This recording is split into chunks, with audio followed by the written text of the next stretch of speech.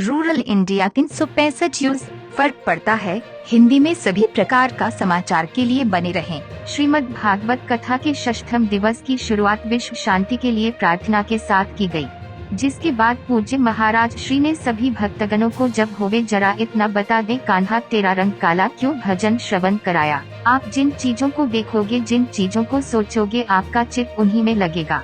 इसीलिए आप अच्छी चीजें देखें और अच्छा सुने। हमारे जीवन में संगति का बहुत महत्व होता है। हम जैसी संगति में रहते हैं वैसे ही बन जाते हैं।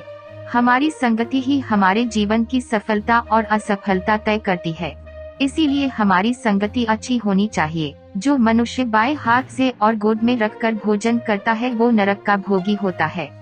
हमें शरीर की देखभाल इसलिए नहीं चाहिए ताकि हम सुंदर दिखें, बल्कि हमें शरीर की देखभाल इसलिए करनी चाहिए ताकि हम स्वस्थ रहें और भगवान की भक्ति कर सकें।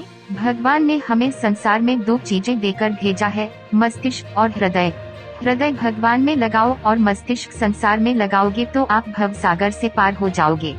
मायने नहीं रखती है कि कौन कितना जिया, मायने यह रखता है कि वो जितना जिया कैसे जिया, उसकी सोच क्या थी, उसका विचार क्या था, वो चाहता क्या था। पूज्य श्री सुरेंद्र हरिदास जी महाराज ने पंचम दिवस की कथा प्रारंभ करते हुए कृष्ण जन्म पर नंद बाबा की खुशी का वृतांत सुनाते हुए कहा कि जब प्रभु ने जन्म लिया तो वासुदेव जी कंस कारागार से उनको लेकर नंद बाबा के यहाँ छोड़ आए और वहाँ से जन्मी योगमाया को ले आए।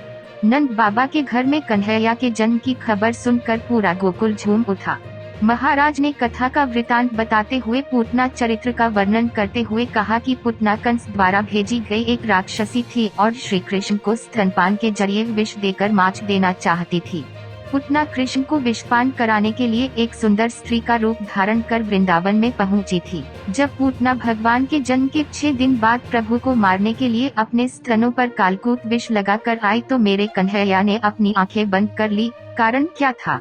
क्योंकि जब एक बार मेरे ठाकुर की शरण में आ जाता है तो उसका उद्धार निश्चित है। परंतु मेरे ठाकुर को दिखावा छलावा पसंद नहीं, आप जैसे हो वैसे आओ। रावण भी भगवान श्री राम के सामने आया परंतु छल से नहीं शत्रु बनकर। कंस भी सामने शत्रु बन आया पर भगवान ने उनका उद्धार किया।